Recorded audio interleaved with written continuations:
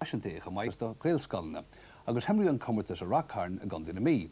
Achtmór ar fad a bhí an agus is léir an bhéici agus an scartí le gur bhfuin gataine an tainniú as an deirí seachtaine ar fad. Tuairis cinn cíomhan na cabba.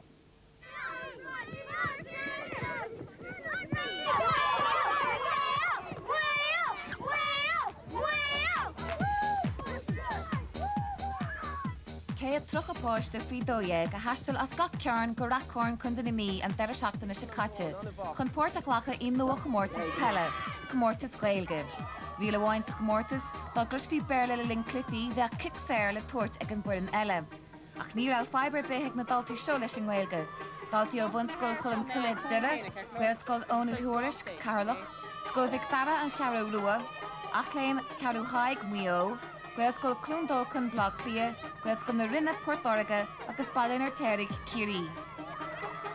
Is Gaelscoil ar fad atá seo, agus tá míad denmhar seo ar bheann píosa, scéim píosa, agus thug mar cuire de 8 scoil ar fud de tíir seo, le páirteach leach sa chomórtas nó sa deir seachtain ar fad. Agus cétá ag agrú an deir seachtaine? Is Gael Linn hain agus fuair mar ceir ó éimean ó cuimh, thug sé airgeadún chun é seo dhéanamh, bhí smaoineh going gur bhailing rud mar seo reáchtáil sa Gaeltacht agus hacaigh sé ling agus ó deireadh ling an deir seachtaine fiocha chun an rud agrú an deir seachtaine agrú. Sé naimbe bhí going rilí ná scoilne an Gaeltacht nó scoilne lá Gael haring le chéile, ans go bhéid siad aithne chuirg ar a chéile. Ó héhíd chuir thuirtamh just thug mar chuireadún scoilne agus chéad up scoil a ghlach leis ghlacha bar lo.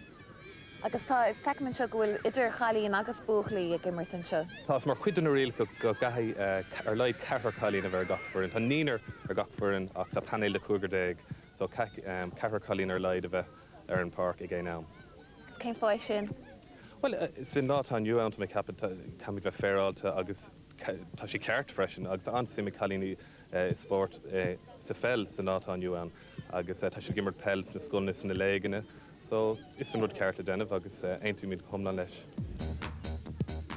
Ba é seo an chéad chomórtas spóirt an nagrú Gael Linn le fad an lá. Agus ba é an chéad deis ag bunscoil chulum chiile ó duire sa ghlasan seo, ahanana chur ar ghaltaí bunscoile ón deisgurt. Mdinin seo an deir seachtaine le Peile immert.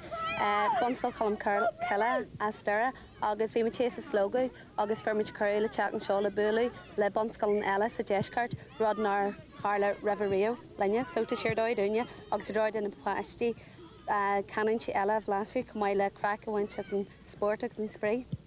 Agus man bhfuil an peilgéileach is láidir sa scoil agad tain.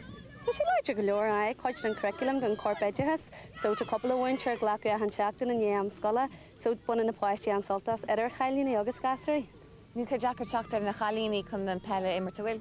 No, bhí ceithreacu bra sásta páirte glacu an, so no, bhí muid gart. Comórtas léige atá an, rud a thug an deis de gachéireann ar leid trí clifa immert ribh an lechraibh a bheith hán.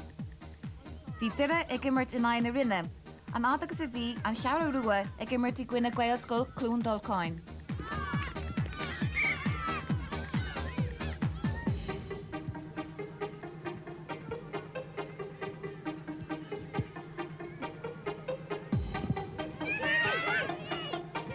Ag an té is cínta go raibh na póistí tuirseach tréachta, ach bhí neart fuinna bheith go béilí bratha ihis na tuithe lóistín i Ráth Chairn, agus píosa crack a bheith cup saníthe.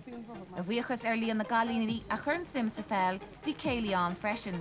An bhaidin dar cion, bhí sé an am den na lechraimhne, ach bin tar éis cúpla céad bar a seachlóid éithe chun fuineh breise a thuirt go na himrathirí.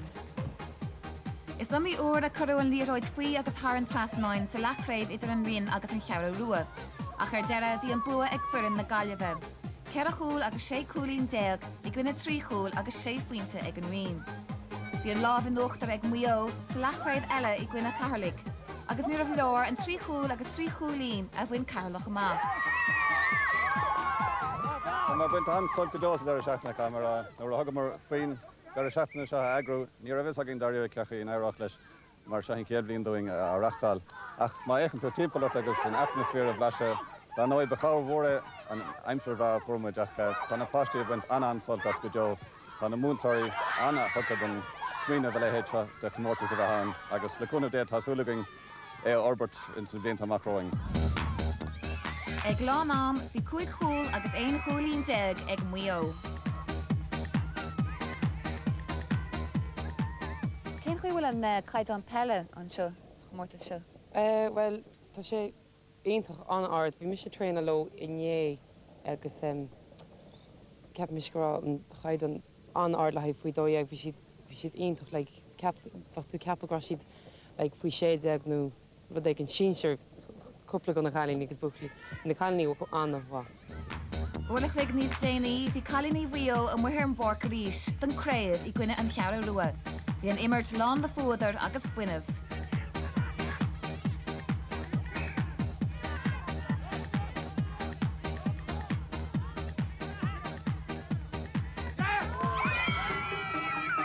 Clifad crú a gasta bhíán agus bhí an dá éireann puinte fuinte. Bhí an scoráil chomhflúirseach sin go raibh sé deacair ar an réiteoir súla go maidir.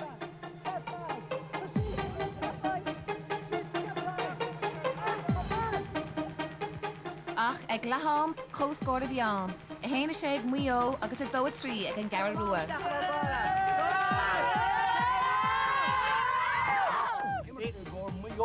Bhíodh agus nachlim carhaid. Spirit, come on, off there, Arás éis ar an bór lán le neart agus dóchas. Beléir go raibh an dá uirm ag déanamh an níhil an iarrainn eile a thóirú, agus ba chuma mar gheallar rud ar beheile.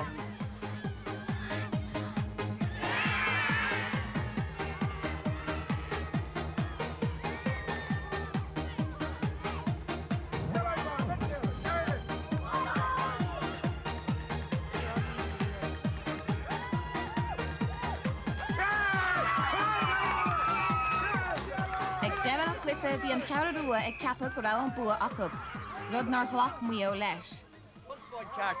Is ag na daoine fásta bhí an tachran ar fad I gur a teacht ar an scór ceart. Ar deire dúirt an réiteoir gur chomhscóir bhíán, a chuig an ní. Bhí an breise le nimmert. Casa canúnach a bhíán, chuig fuir an Bhíodh go mórach an tusaigh, agus níor a d'éidir leis an geall rua teach suas lo. Bhí an bua ag Bhíodh agus iad cúil chun cín. Chuir tuire an chluife glumdar ar críthe Bhíodh.